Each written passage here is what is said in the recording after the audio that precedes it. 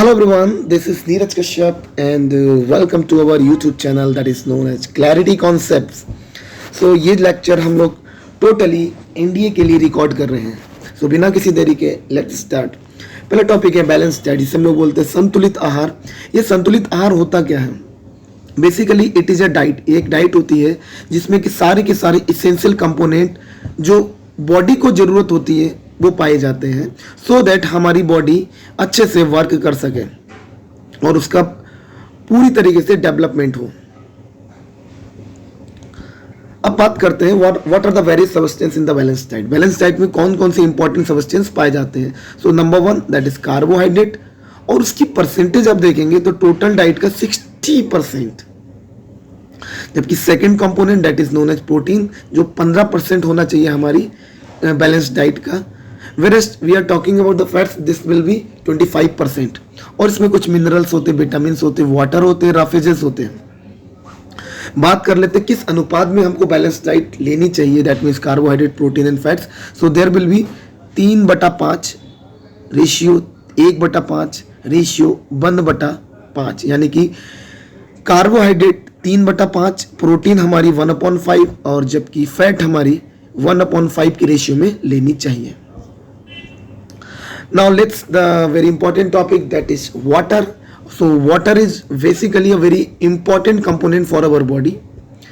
Almost 65% water is consist of in our human body, and लगभग 70% जो water होता है वो कहाँ पर होता है? प्रोटोप्लाज्म में होता है. एक एवरेज एडल्ट को लगभग 5 से 6 गिलास पानी रोज जरूरत पड़ती है, सो दैट उसकी बॉडी नॉर्मल फंक्शनिंग कर पाए.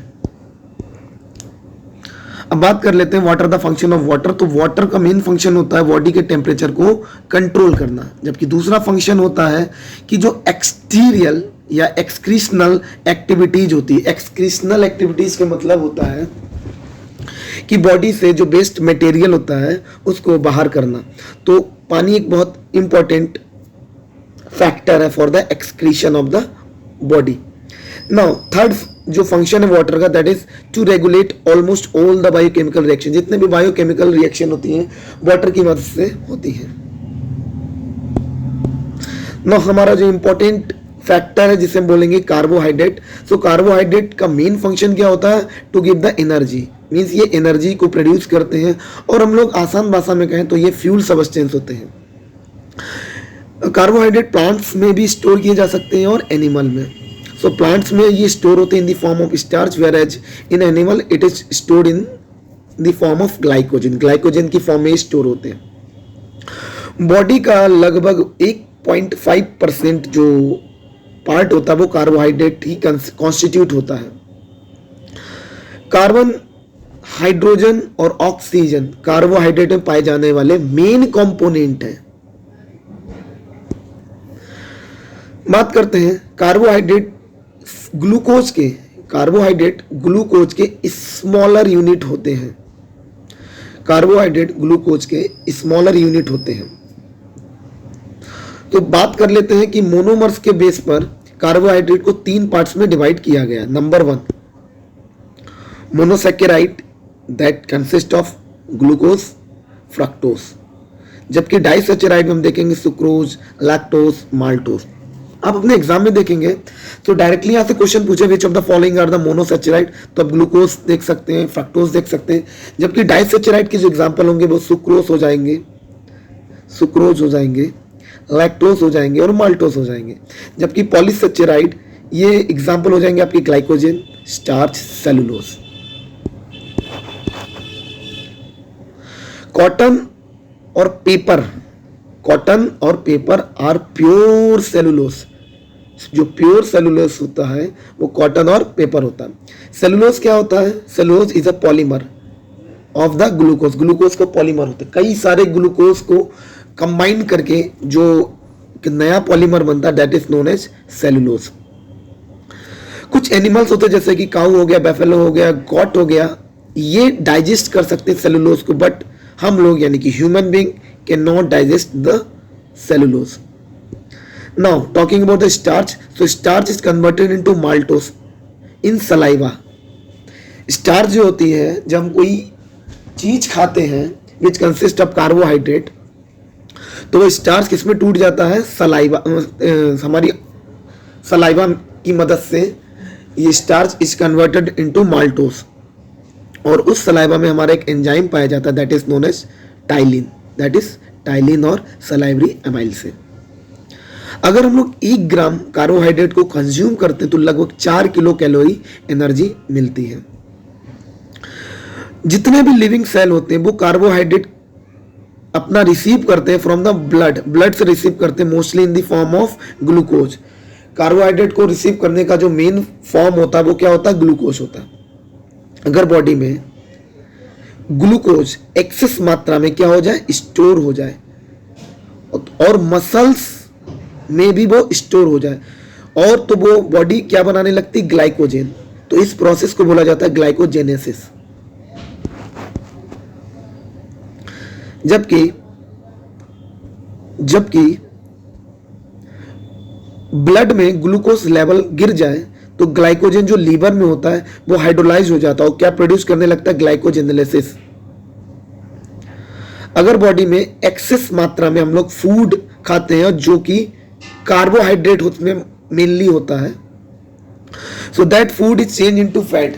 किसमें चेंज हो जाता है, फैट में चेंज हो जाता है through the process of लिपिनोजेनेसिस।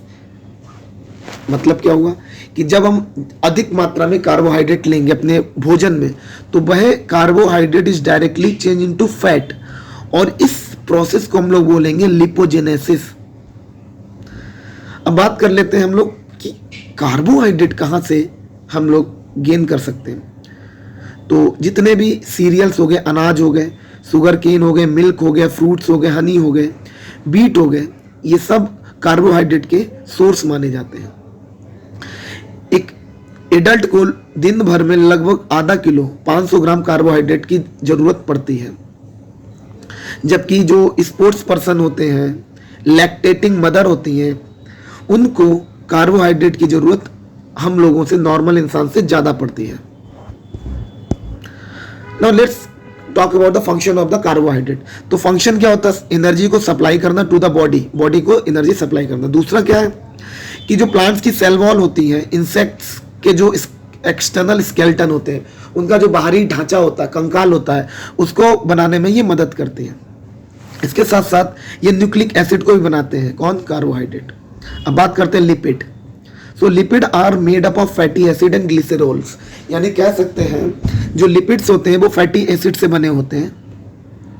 Lipids 2 types के होते हैं, एक सिंपल होते हैं, कंपाउंड होते हैं। सिंपल लिपिड्स को हम लोग बोलते हैं फैट एंड ऑयल, जबकि कंपाउंड को बोलते हैं हम लोग ग्लाइकोलिपिड और lecithin. They provide 2 times more energy than the carbohydrate. क्या मतलब, लिपिड जो होता है वो कार्बोहाइड्रेट से लगभग 2 गुना से भी ज्यादा एनर्जी प्रोवाइड करता है। That means about 9 kilo calorie पर ग्राम।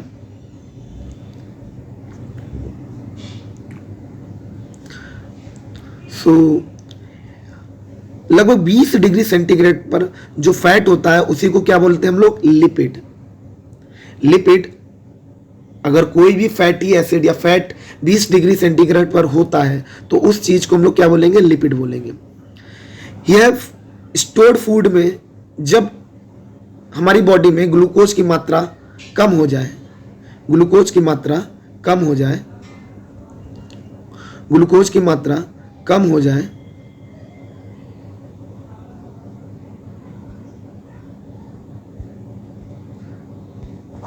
ग्लूकोज की मात्रा कम हो जाए तो हमारी बॉडी में जो स्टोर्ड फैट हो वो एनर्जी प्रोवाइड कराता है, वो एनर्जी प्रोवाइड कराता है।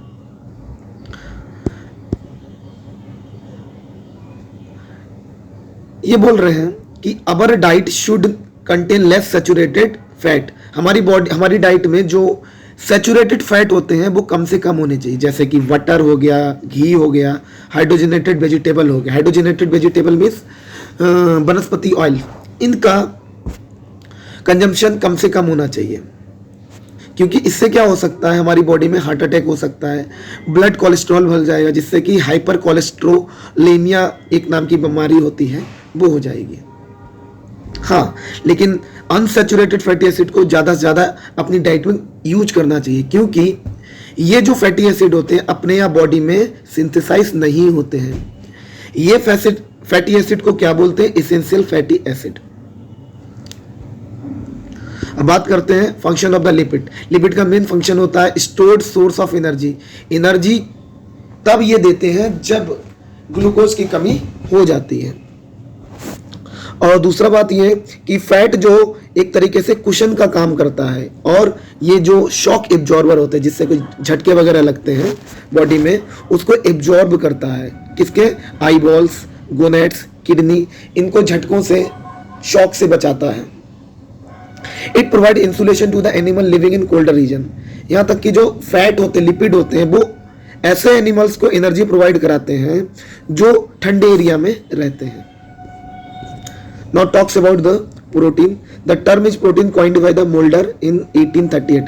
1838 में मोल्डर द्वारा ये प्रोटीन टर्म दिया गया था।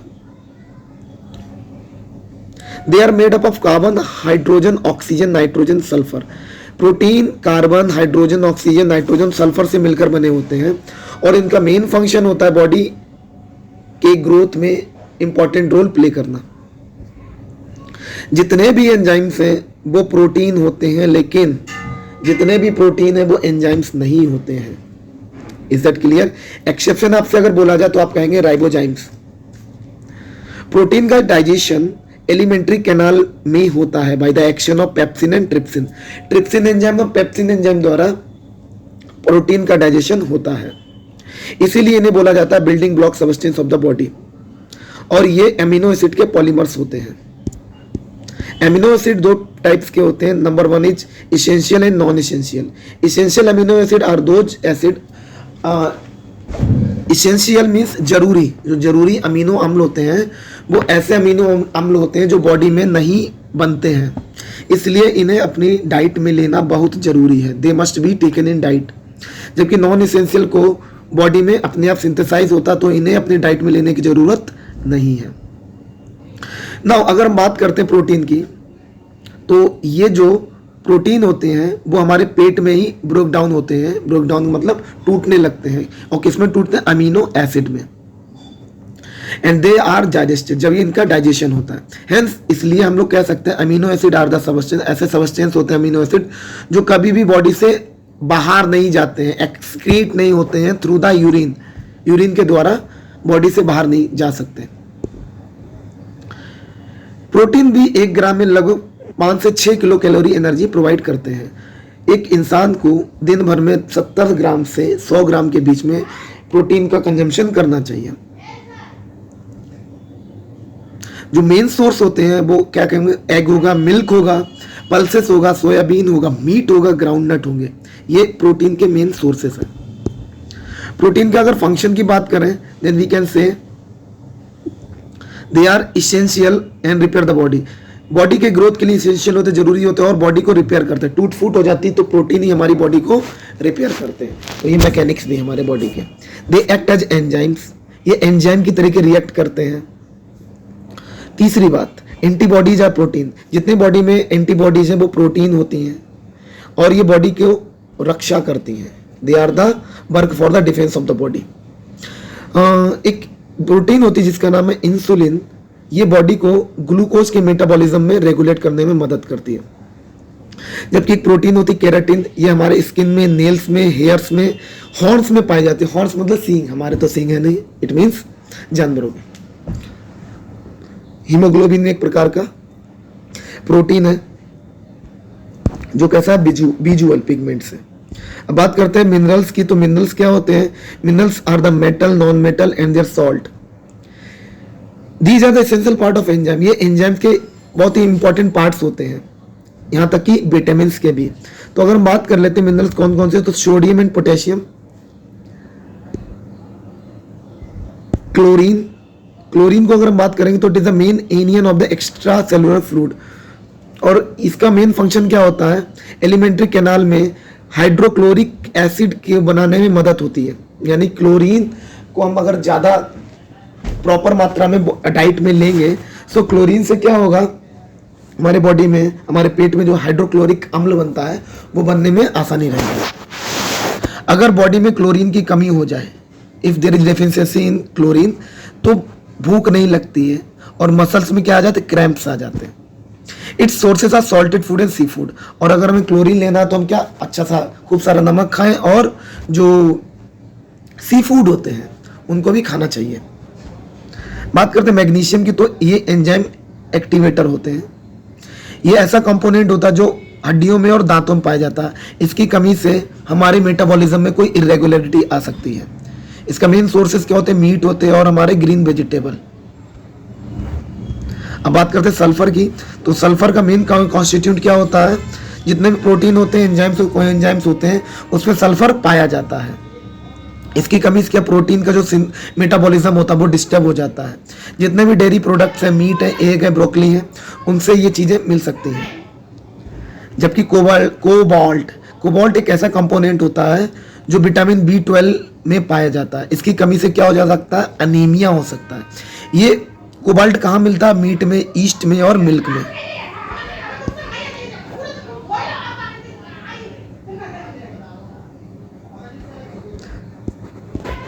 Now talking about the fluorine, तो फ्लोरीन कहते हैं, फ्लोरीन हमारे जो टूथ एनामेल है उसको मेंटेन करते हैं, दांतों की रक्षा करते हैं। और अगर ज़्यादा मात्रा में हमारी दांतों में फ्लोरीन पाया जाएगा तो ये हमारे दांतों के लिए हार्मफुल भी है और हड्डियों के लिए भी। और इस घटना को बोलते हैं fluorosis. It is present in milk. Fluorine कहाँ पाया जाता है? मिल्क में पाया जाता है और ड्रिंकिंग वाटर में पाया जाता है। Its source are water supplies. जितने भी वाटर सप्लाई होते हैं, नल, हैंडपम्प, समरसिबल, चाय, sea food, meet, liver, beans, यहाँ पर फ्लोरीन पाया जाता है। बात कर लेते हैं कैल्शियम की, तो कैल्शियम में major component bone and teeth और बोन में हमारा ये कैल्शियम पाया जाता है। ये ब्लड क्लॉटिंग में इसकी जरूरत पड़ती है और मसल्स कॉन्ट्रैक्शन में, हार्ट के फंक्शनिंग में कैल्शियम की जरूरत पड़ती है। प्रेग्नेंट लेडीज हो गई, बच्चों में इसकी जरूरत ज़्यादा पड़ती है। आयोडीन की बात कर लेते हैं, तो आयोडीन एक इसेंशियल प्रोडक्शन ऑफ, मतलब थायरॉक्सिन हार्मोन को बनाने के लिए आयोडीन की बहुत इंपॉर्टेंट रोल होता है। इसकी कमी से क्या होता है? ग्वाइटर नामक की एक बीमारी हो जाती है। इसलिए बोला जाता है हमें आयोडाइज साल्ट, यानी कि आयोडीन से युक्त बना हुआ नमक खाना चाहिए, मछलियों को खाना चाहिए और सी फूड खाना चाहिए। सी फूड मतलब समुद्र में पाए जाने वाले और जानवर। Now we are talking about the phosphorus. तो कैल्शियम के साथ साथ फॉस्फोरस भी हमारे दांतों में, हड्डियों में पाया जाता है। और ये न्यूक्लिक एसिड फॉस्फोरस और एटीपी के साथ होता है। इसकी कमी से हमारी ग्रोथ रुक सकती है, मेटाबॉलिज्म में डिस्टर्बेंस आ सकता है। इवन चिल्ड्रन में रिकेट्स की बीमारी हो सकती है। रिकेट्स मींस सूखा रोग। इसके सोर्स क्या हो सकते हैं? मिल्क हो सकता है, चीज हो सकता है, एग हो सकता है, पीनट्स हो सकते हैं और ज्यादातर फूड हो सकते हैं। अब बात कर लेते हैं आयरन की। ये भी बड़ा इंपॉर्टेंट कंपोनेंट है और ये किसके लिए काम आता है? हीमोग्लोबिन के लिए। गर्ल्स में आयरन 35 मिलीग्राम होना चाहिए, जबकि बॉयज में 25 milligram, because blood is loss in menstrual cycle in girls. इसलिए एमसी के पीरियड के दौरान गर्ल्स में ब्लड लॉस हो जाता है। That is why they need more amount of iron. It's deficiency में लीड टू एनीमिया। इसकी कमी से अनीमिया रोग हो जाता है। अब इस रोग को कैसे हम लोग, मतलब इस आयरन को हम लोग कैसे गेन कर सकते हैं? तो green leafy vegetable like spinach, methi, chenopodium like this. अब बहुत ही ज्यादा important, that is vitamin. So vitamin are the accessories of the food factory. Food factory की एसेसरी है। इनकी जरूरत होती है, बहुत कम होती है, लेकिन इनका इफेक्ट बहुत बड़ा होता है। ये कोई भी एनर्जी को प्रोवाइड नहीं करते। विटामिन को डिस्कवर किसने किया था? फंक ने किया था। विटामिन दो टाइप की होती है, फैट सॉल्युबल विटामिन और वाटर सॉल्युबल। फैट सॉल्युबल में कौन से होती है? ADEK। और वाटर सॉल्युबल में vitamin B1, B2, B3, B5, B7, B9, B12 और vitamin C। Fat soluble vitamin कहां पर स्टोर होती है? लीवर में होती है। Eating of raw fish can cause deficiency of vitamin B. कच्ची मछली अगर हम खाएंगे तो हमें विटामिन बी की कमी हो जाएगी। जबकि विटामिन सी जो है, विटामिन सी का जो पुअर सोर्स है वो मिल्क है। मिल्क में कोई भी विटामिन सी नहीं पाई जाती है। Now we are talking about the vitamin A को हम लोग क्या बोलते हैं? रेटिनॉल बोलते हैं। अच्छा, इसके सोर्स हम लोग देख लें तो milk, butter, egg, fish, oil, vegetable, fruits वगैरह में विटामिन ए पाई जाती है। विटामिन बी1 को हम लोग थायमिन बोलते हैं। ये कहाँ पर पाई जाती है? White bread, peanuts, beans, pulses में। बी टू को क्या बोलते हैं? राइबोफ्लेविन। ये बी2 हम लोग कहाँ ले सकते हैं? लीवर से मिलेगी, कलेजी, मिल्क, चीज, लीफी वेजिटेबल, हरी पत्तीदार सब्जी, अंडे, किडनी इवन सीड्स और ईस्ट से। बी3 को हम लोग बोलते हैं नियासिन और निकोटिन एसिड। ये कहाँ पाया जाता है? पीनट्स में पाया जाता है, मीट में पाया जाता है, मिल्क में, शुगर केन में, व्हाइट ब्रेड में। विटामिन बी5 को बोलते हैं पेंटोथेनिक एसिड और ये कहाँ पाया जाता है? मिल्क में, ग्राउंड नट में, टोमेटोज, लीवर, किडनी वगैरह में। तो आप लोग बस इसके केमिकल नेम याद कर सकते हैं। विटामिन बी6 को हम लोग बोलते हैं पायरोडॉक्सिन बोलते हैं। ये भी मीट में, अंडे में, फिश में, लीफी वेजिटेबल में मिलती है। बी7 बायोटिन कहते हैं, इसे विटामिन एच भी कहते हैं। बी7 को विटामिन एच भी कहते हैं। ये कहाँ? अंडे का जो पीला जर्दा होता है, मिल्क में, लीवर में, किडनी में, हनी, पीनट्स में वगैरह में। विटामिन बी10 को फॉलिक एसिड कहा जाता है